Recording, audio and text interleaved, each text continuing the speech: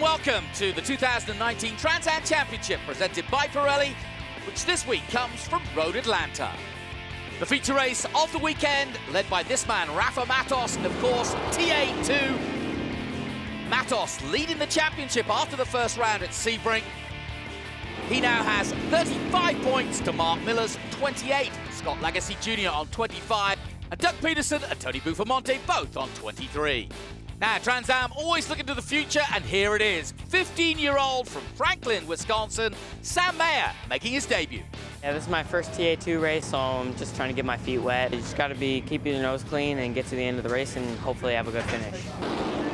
The grid then, Michelberg in pole position, Thomas Merrill alongside, then it's Rafa Matos and Mark Miller, and Dylan McAvern and Ethan Wilson on row 3. Rolling start as the thunderous TA2 class head to the first corner, led by Misha Goikerberg, who holds the lead into the first right-hander. On board with 5th place Dylan McAvern, Mark Miller just holding on to 4th as they head up the hill.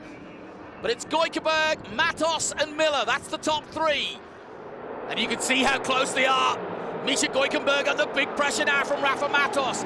Gap forming for 4th place and the battle between Merrill and McAvern. McAvern looking very strong indeed as they head up the hill. Lap 5 now, the Chevrolet Camaro of Goikerberg losing out to Matos, who goes up the inside, neatly done by the Brazilian to take the lead.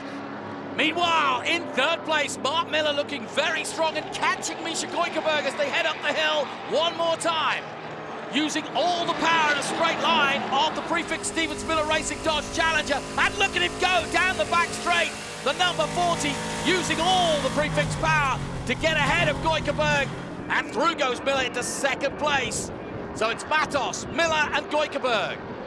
Miller now going in pursuit of the Brazilian as we go on board with Tommy Sheehan, who qualified 9th in the Ford Mustang. Gets it wrong at the S's and off goes Tommy, hitting heavily into the barriers and out of the race. That brought out a full course yellow, and that meant all the pack were together again for the restart. And Rafa Matos would have to do it all again, but now Mark Miller was as close as he's been. Dylan McAvern back in the hunt as well. Dylan McAvern up to 3rd place. Rafa Matos would build on the lead, but once again he was thwarted with more yellow flags. Several during the race, including this one, Alex Wright in the Dodge Challenger.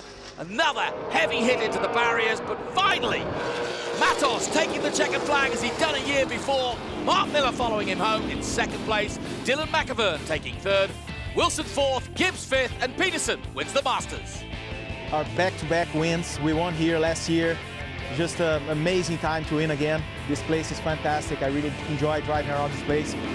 So, back-to-back wins for Rafa Matos puts him on 68 points. Mark Miller still 2nd with 55. Doug Peterson and Ethan Wilson both on 43. One behind is Dylan McAvern, and Scott Lagasse Jr. is in 6th place. Round 3 will be at Laguna Seca in California. Until then, from me, Jonathan Green, goodbye for now.